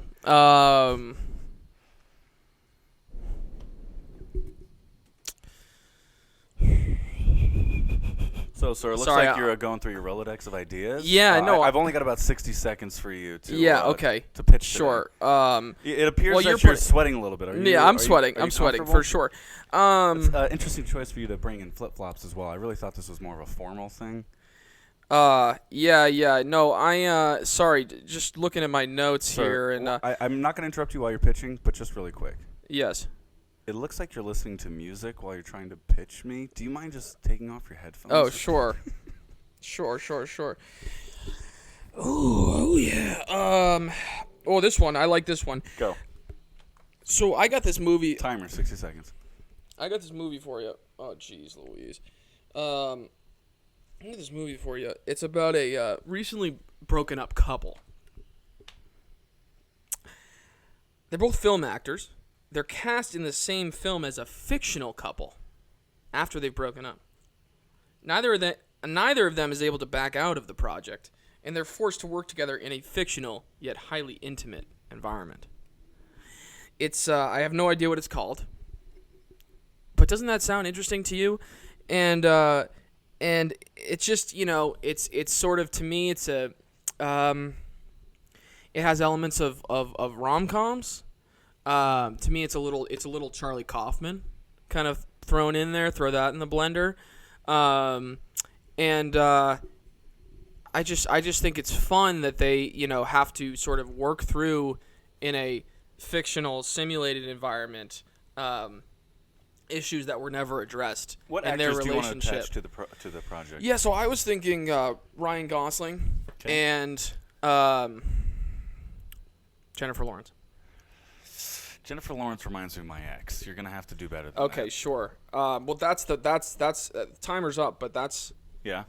what I just really excited about Yeah, it. it's a great idea. I'm really grateful that you came in and told me. You said there's no title for that. It's got Untitled. Untitled. Currently. Yeah. Untitled rom-com. Yeah. All right, so I appreciate that time. It's kind of a surreal just to be clear, kind of a surreal rom-com. Yeah. Surreal rom-com is a genre I actually want to do. I have another project that I'll pitch you a different time. That's Why don't surreal you rom-com. pitch me another surreal rom-com right now? Yeah, so... You told me you had another idea. Yeah. How much time you got? I got about 3 minutes. Okay. Sure. Oh, man. Yeah, so... My man, you got to speed up a little bit. I got to beat the dog, the dog for sure. groomer Yeah, in about 5 So, minutes, so I got... It's called Woody Planx. And, As in Woody wood, Planx. Would he planks? No, I'm sorry. Woody Like- Planx. And Planx is with an X. Planks. It's about it's a fun one. It's about a porn star who's also he's a little bit like kind of Flat Stanley. You remember Flat Stanley? Obviously, imagine if Flat Stanley grew up but was also, was an adult Okay. and Not a became a child. porn star. Sure, yeah. What? Not a child. No, okay. Obviously Trying to not. understand Obviously what not. you're suggesting. But it's Woody Planx. And Okay. And it's got kind of a Boogie Nights kind of thing to it going on as well. Where's it taking place? The San Fernando Valley. Okay, great. And Woody Planks is just pieces of wood. He's not actually a human Okay. man. Obviously. But no one really acknowledges that in the movie. It's like a I'm Pinocchio just seeing how much story. time you got so that you can... A little bit. Okay. A little bit. And he falls in love with a human woman that he's working with. Okay. in Does he a- struggle in a- with in a telling the porn shoot. truth? What? Or what does he struggle with? He's struggling with the fact that he has no penis. Okay. And Go because on. he's a Woody Planks. Right. So how does he perform? That's kind of the conflict. Interesting. So they only hire him in the industry, in the porn industry. They only hire him for kind of fetish stuff. Okay. And he's like he feels a little pigeonholed. He's feeling like, and all that. and there's a, woman he's in love with, and, he wants her to see. So I'm seeing how much time you got. Got 52 How much time seconds. is- yeah, 52. okay, And keep he wants her to see that he can be great. He can do real scenes. Yeah. 'Cause she's a real human woman. She can do real scenes. And Who do you think will play the wooden boy? I was thinking Seth Rogen. Seth Rogen. Yeah. Okay. Voicing. Voicing. You don't think we could actually have him with like maybe? Oh, we could do practical. I I'm got just saying, like 24 practical seconds. would be really cool. Yeah. If we like brush painted wood onto his skin. And so but it turns out that she just loves him for him, and he doesn't need to prove anything related to not having a penis. So here's the question. I know we're about to run out of time because I gotta Yeah. go. By the end of the film, does he get stuck with his inability to let go, wishing he had a real penis? Or does he let go of that dream and focus on the romance with the woman? He lets go of that dream Yeah. So it's a happy because ending. she loves him for him. She loves Woody for Woody. Yeah. And not for And Planks. that's he doesn't need a plank. He's Woody Planks. That's a nice story. By plank I meant penis. Right, I couldn't tell at all. Okay. Thanks for clarifying. Yeah, thanks so much for listening to that. I'm going to have my people talk to your people. Sure. I think we could maybe sign a non-union deal. Okay. We could shoot in the next 10 months. Sure. I'm not feeling good about Seth Rogen. Okay. Maybe Danny DeVito. Oh, I like that. Yeah. So he's older. Woody Planks Yes. is older. And the young woman could like a be veteran. played by Ariana Grande. She might be tied up doing Wicked, but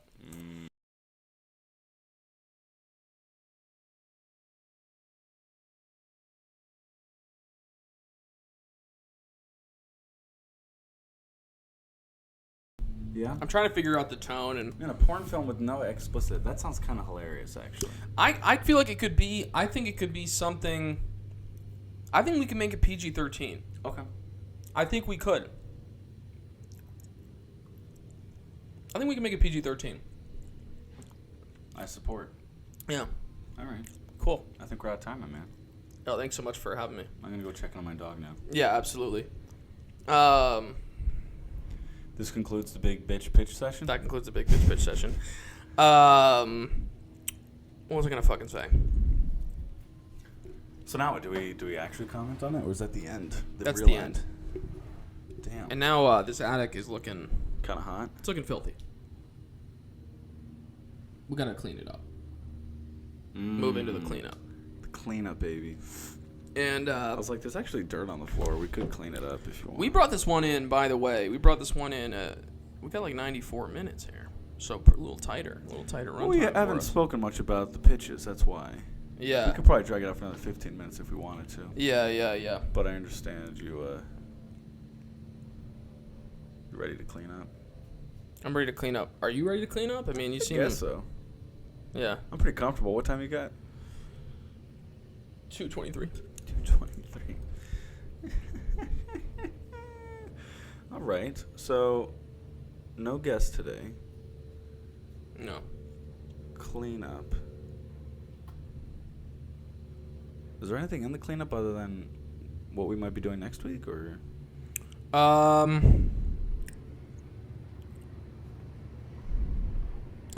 Well, yeah, we're gonna be reviewing next episode. We're gonna be reviewing Nope. Okay. You and I are gonna go see it Monday night. Yeah. You can still do a scheduled release. We're very excited for that one. Mm. That's gonna be like a really charged episode. I'm talking stoked. about Nope. I'm so stoked. I'm very excited. I hope people are excited about It's it. gonna be the first film we see together in IMAX, Yes. right? Did we see anything else in IMAX? I don't think you and I have together. I see shit in IMAX all the time. Yeah. Um, I'm alone.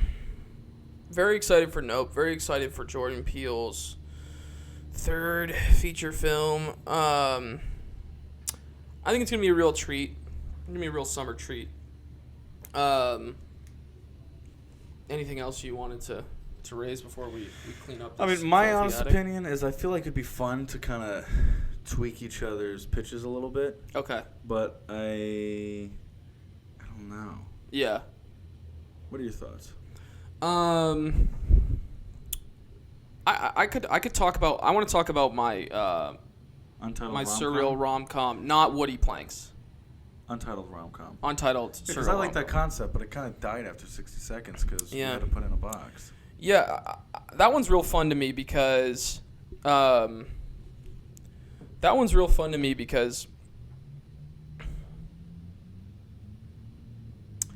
me it has like some it's something I feel really emotionally invested in. Yeah, it's something I feel really emotionally invested in. And to me, I love how it has I know it's like I'm not huge on like devices usually, Yeah. but it has sort of a fun device, Yeah. which is, and again, it's like it has to overcome the obstacle of like it's a movie about movies. I like stuff like that. I do too, and there's always that sort of like Hollywood sentiment that like no one wants to see movies about movies, and I'm like, I feel well, like that's what not about true Boogie at Nights? all, though. Is that really true? Like, what about Boogie Nights? Sure. That was a movie about movies But in some to way. be fair, a lot of people don't know about Boogie Nights. A lot of people don't even know about P.T. Anderson, you know? I'm talking about, like... Define a lot. I'm saying the majority of moviegoers. I guess you're right. Thank He you, has like Dale. super fans though. Oh, of course. He has such a core like following. Yeah. But I know that if I walked into a room of my friends from high school or my classmates and said, anybody see There Will Be Blood? Out of 160 people, maybe 15 to 20. I'm sure more saw Yeah, it. now you're probably right. I'm sure more saw it, but didn't remember the title. You know? Yeah. Hold on. I gotta eat this granola bar. I think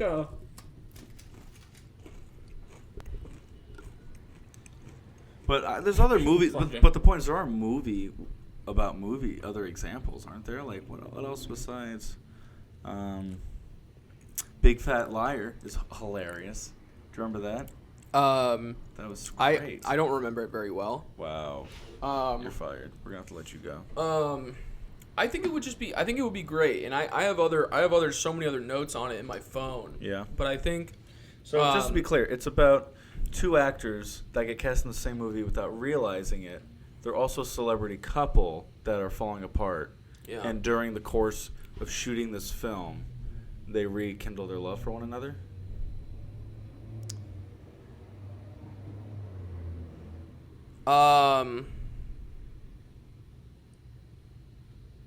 Oh fuck. I mean, Or does one of them kill the other one by the end? no, that doesn't happen. I always saw the male lead as being God. Holy shit. I think I always saw my idea initially was that the movie is a little bit of like a Tootsie thing, where the movie that they're starring in together is about a man who loses his fiancée girlfriend and dresses up as a woman to basically try to understand why she broke up with him. So he becomes a friend to his ex-girlfriend, but like a female friend and confidant. So he's And playing a he's- woman in the film? okay, this is the film within the film. This is the film that they're starring in within the film.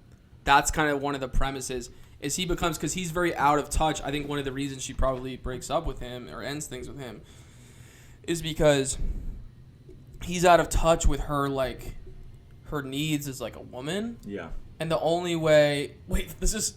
The character... This is tricky. The man, the actual character in the movie, that's what the reason she broke up with him in real life. And the movie that they're starring in kind of is also about that. And it's about her feeling like her needs weren't fully met by him, and that's why she broke things off. And to me, I actually relate more to me, actually, the male character in it is actually the character I relate less to. Yeah. I would relate more to this woman who feels like she's giving a lot, not getting enough in return. Got it. And so, the only way, in the movie, within the movie, the character does like a Tootsie thing and, like dresses up as a woman to become a female confidant to his ex-girlfriend. Interesting. And he learns all these things, and it's sort of like, to me, that's the emotional tug, is the sort of him learning, like, oh, fuck, I fucked this up. So I'm just throwing it out there, curious. Go Why not just make that the movie? I've definitely, that's somewhere in my notes, is asking myself that question. Yeah. Because that sounds like a lot of fun too. It's been done before. It's a good fucking question. Yeah. It's a good fucking question. There would have to be a theme happening outside of the film within a film. I don't know what that is. I do think if you do the film within a film, there's got to be like agent characters who, like, I'm way ahead of you. This lady actress broke up with this actor, but she, unfortunately, is not as well known as he is, which is an annoying thing in the industry. She's unfortunately a little bit older, hasn't booked anything good for 6 years. Yeah. And the most high-paying job is a project with her ex-boyfriend. Gabe, that's great. Great note. Great note. And I'm way ahead of you on the agent character. I've written out a ton of stuff on what his agent is like, what the guy's agent is like. Because I imagine him as being like kind of a complete cokehead. Yeah. Almost like this like New York Italian guy who's like an LA transplant, who's also sort of like a cokehead, but like a really effective agent, but not the best person to be vulnerable with. Right. At all. I can't tell whether this person should be his manager or his agent. I feel like it should be his manager. Okay. Because you wouldn't be vulnerable with your agent. I don't think. Okay. I think you might be vulnerable with your manager. And so it could be his manager instead of his agent. But his agent is just not and I think this male character like really struggles to be vulnerable. I think he does something he really struggles with. Which is why he's spending all this money on this movie. Yeah. To convince his ex that there's more to him than just being. So you see, now you're kind of playing into my movie within a movie concept, which you're sort of vouching for. What I like about the movie within a movie concept is I think you could potentially have a conversation that's happening within the industry is how men abuse their power to get what they want from women. And I think it would be interesting if this guy is so out of touch that he thinks, and he's being earnest, and he really misses her, and there were positive qualities about their past relationship, but he thinks he can buy his way back into the relationship. Okay. And in the journey of trying to buy his way back, he really does realize how great she is, and she really realizes how much she misses him. But the reality is, like, at some point, maybe during the crux of the climax or whatever, there's a realization that, like, this guy's...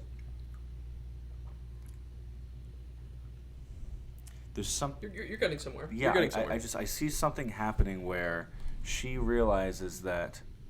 I wonder... This is kind of going the wrong direction, perhaps. But I wonder if there comes a point where they're getting too close, So he decides to recast her. You know? Or no, they're getting too close, and she decides to quit because she doesn't want to be with him anymore, even though she has honest feelings. Mm-hmm. And so something happens where he's like, "No, this is a contract.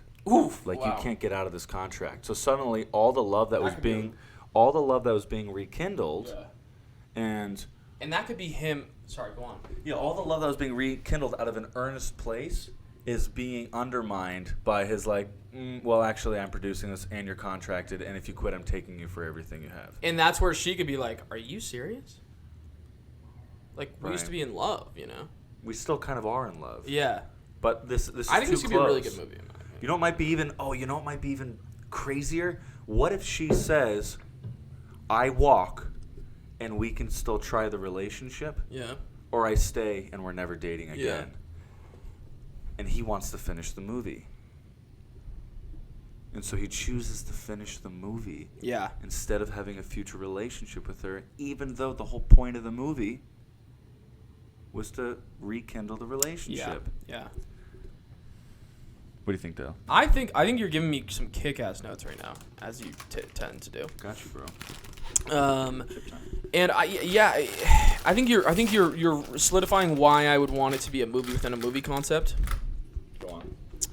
And what excites me about it, to be honest, is writing a like deeply flawed male character that I can't exactly actually relate to as much, and then writing like a also flawed three-dimensional female character that I can relate to more. I think that just sounds like a fun exercise for me that I don't know if that I've done that. Yeah. Because this male character sounds kind of like a douche.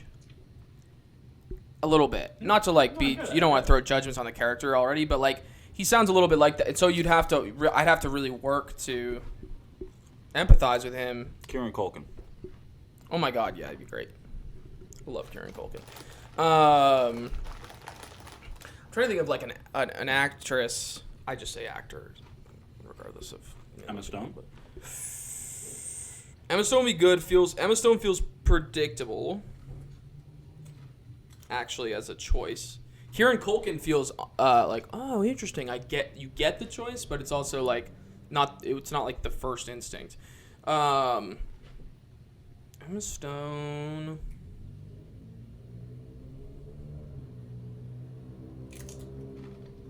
If it was a drama, just thrown out there, crazy idea. What if we did older actors? Mm-hmm. Don't have the guy off the top of my head. What if you did Rachel McAdams?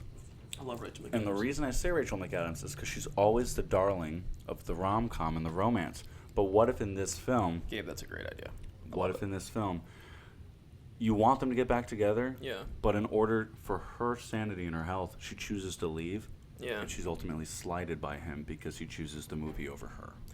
Yeah, Rachel McAdams. I like the idea of aging up, and I like the idea of Rachel McAdams, who doesn't get good enough roles, in my opinion. And I think that plays into the unfortunate Hollywood thing you mentioned earlier. She doesn't get good enough roles. Where I agree. Too often she's the darling, and I'm like, there's so much more to Rachel McAdams that I've seen. Like she could really play some fucked up. I really do think a characters great and- film that you could totally cast her in a role we were recently talking about was maybe opposite of Woody Planx. With that, you think that would be Rachel McAdams opposite of Woody Danny Planx? DeVito. That would be an epic casting combo. Danny DeVito as Woody Planx. They would be hilarious. And Rachel Mc. Oh, they'd be very. The two very of them, funny. they're such funny actors. That's the thing is Rachel McAdams Have you seen is Game funny. Night? Have you seen Game Night? No, parts of it. Rachel McAdams is fucking funny. Yeah. She's funny, man. Yes. And Danny DeVito's funny as shit. And like, God, Rachel You know McAdams what's is funny? the shit, man. She needs to get better fucking roles. You know how Ryan Gosling and Emma Stone I'm sweating. have done more than one film together? Yeah. I would go out on a limb and say I would do Untitled Rom-Com Yeah. with Jason Bateman and Rachel McAdams as a second go-around of them working together. God. like in Game Night. Wait, Rachel McAdams and who?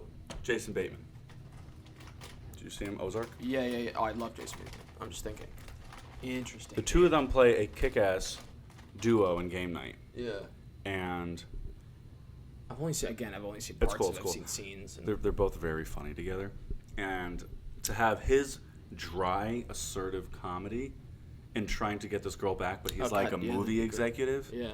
And meanwhile, she's like this beautiful, simple yet alluring woman who, like, they clearly had great rapport in the past. Yeah. The industry's pulled them apart. He's trying to get them back together. She wants them to get back together, but the business ultimately, I think that'd be cool. But again, that's kind of leaning into they've been in a movie together. Wouldn't this be another fun go around? And if you don't want that to happen, No. Gabe, I think you're firing on all cylinders right now, and I think Let's you're go, coming up with some son. great ideas. God damn. All right, so let's leave it there on a high note because we really got. Shout out to Woody Planx. So just so people know what the bit is, should we explain what the bit is? The bit is when we get to the big bit pitch session, we each have a minute to pitch a real idea.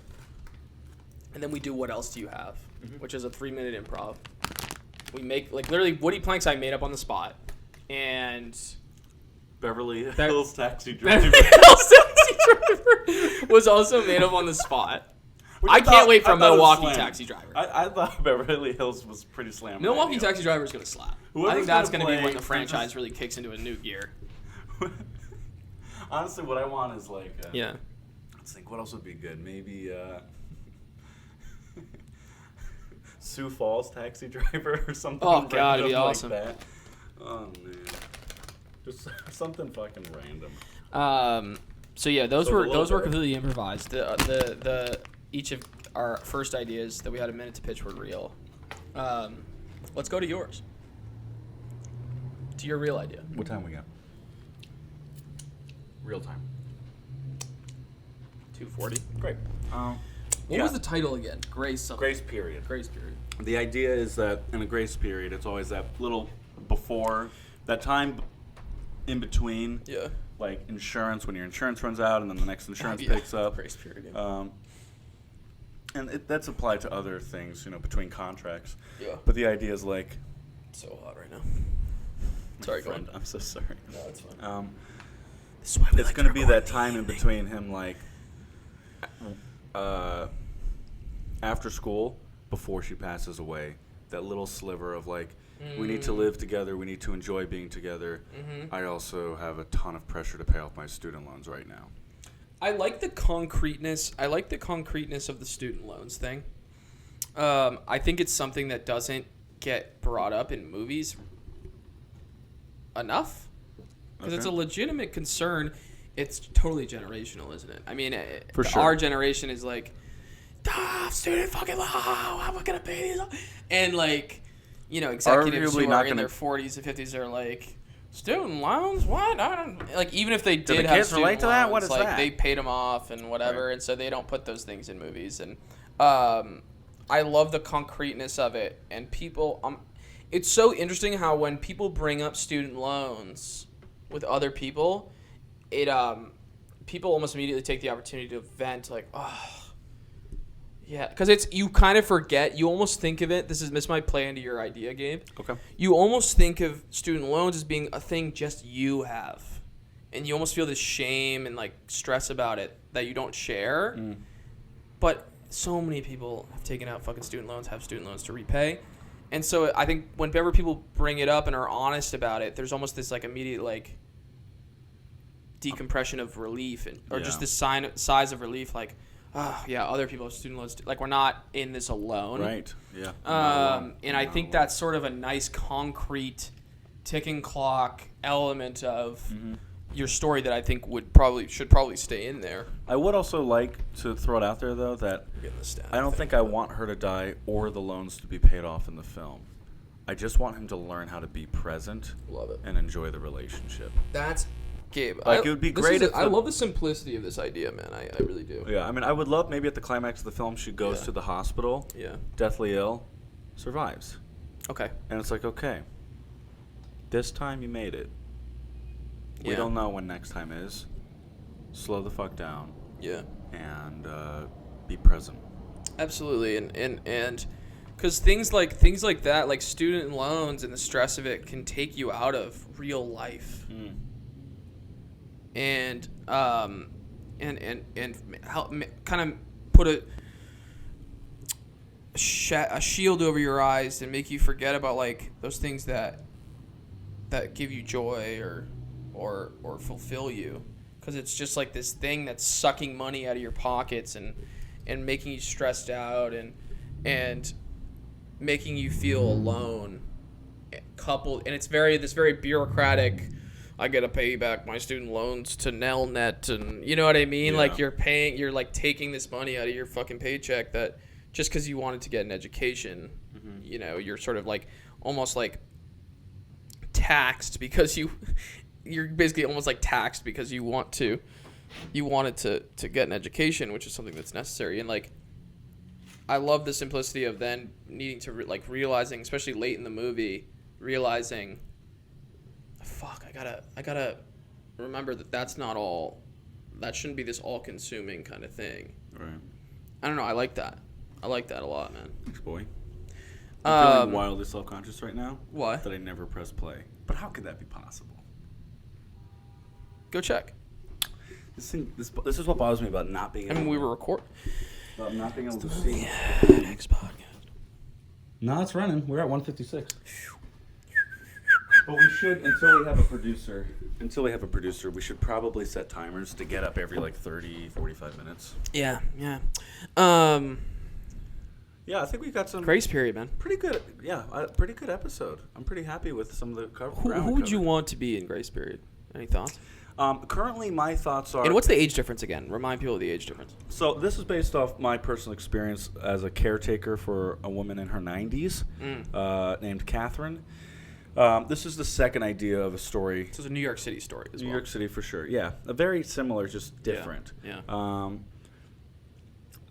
So both times, either in Grace Period or a movie I will produce at some point soon, ideally, 7 years in parentheses. Or, it would be 7 years with Catherine Cumberbatch, in parentheses, Save My Life, or something like that. 7 years in Grace Period, in my mind, the role of Catherine currently would be played by, like, Viola Davis or something like that. Sure. In a perfect world. Because the woman I cared for was African-American, black, I'm not too sure. Yeah. But the point is, I want things to be accurate. Like a young kid who's 19, tall, skinny white boy with like an old, worldly, wise black woman who she's been around the block. She's lived in New York for 70 years. Yeah. She had a very challenging upbringing from North Carolina to Baltimore, New Jersey. And off the top of my head, I think of Viola Davis. Is there anybody else you could think of? Like, I don't know. Viola Davis is the strongest. She's a machine. She also fits with actor who'd be able to play that. I'm trying to think if there was who would I have play young Catherine if I could think of somebody.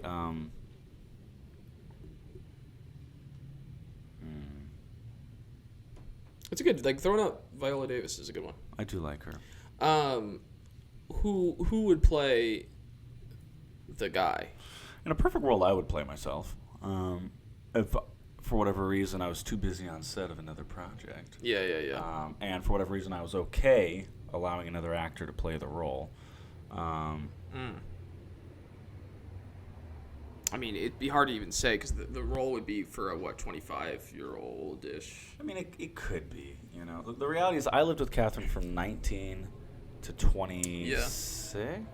A long time. Yeah.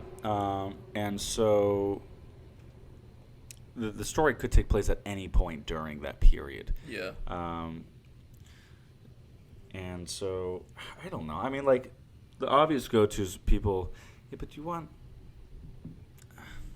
The obvious go-tos people would probably always go to today is like Tom Holland and Timothée Chalamet. And honestly, I don't want broody E-boy, and I don't want like I also don't want like strong but kind of like self-deprecating, occasionally incompetent or unconfident Tom. I get it. I get it. I want somebody. It's hard to even say because Who's that. the gentleman from 1917? Ooh, yeah, who's yeah. also in Mr. Fantastic. Oh fuck, sorry. Let me look. 1917 and Mr. Fantastic. I like that actor. What's his name? From Honey Boy. Oh yeah, man. He's really good too. Lucas Bridges? Yeah, Lucas Hedges. Sorry, Bridges. Oh my goodness. Lucas Bridges' Hedges. son. Lucas Hedges is a great one. Lucas actually. Hedges, I would trust with that. He's currently 26, I believe. Just FYI, Yeah. but. Yeah, Lucas Hedges would be my first choice. 1917. I'm trying to find who. Yeah, that I also actor like is. the actor. He's also in Mr. Fantastic. Dean Charles Chapman or George McKay. Let me see. George McKay. Okay. Yeah. But I think Lucas Hedges would be a first choice. Are there any other actors who are doing other things?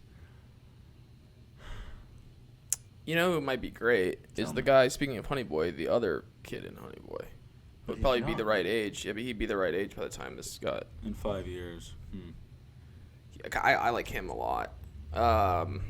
Interesting. Yeah, you got to sort of think years ahead because Lucas Hedges will be. 30 by then. Yeah.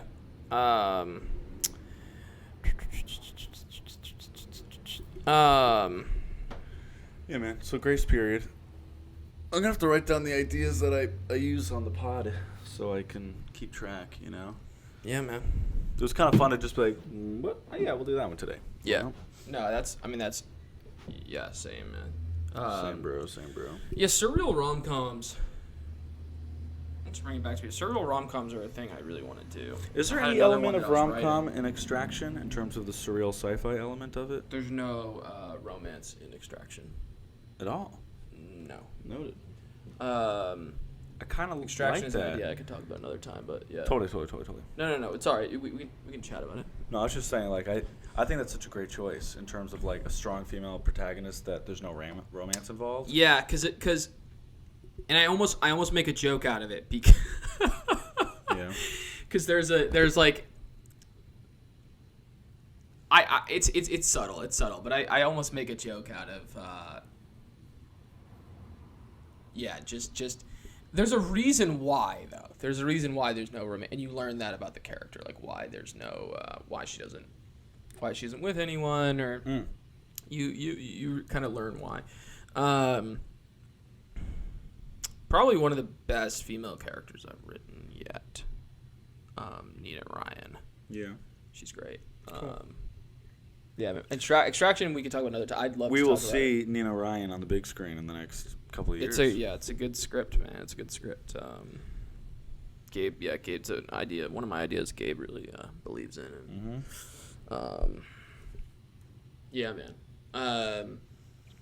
Grace Period. I like the simplicity of it. I really think you just get a really solid 2-hour movie out of that. I think. A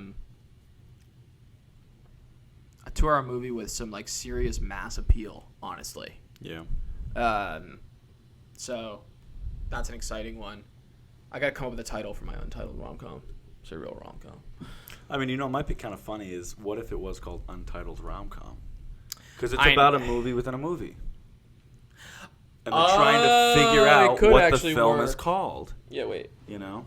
They're trying to I figure feel like out. I've written that down. Something like that down. Yeah, they're trying to figure out what this film is called. And that could be a gag throughout the film. It's like the title of the film is changing every couple of weeks because the writers just can't get their act together. Yeah, man. Wait, hold on. That's such a good idea, Gabrielle.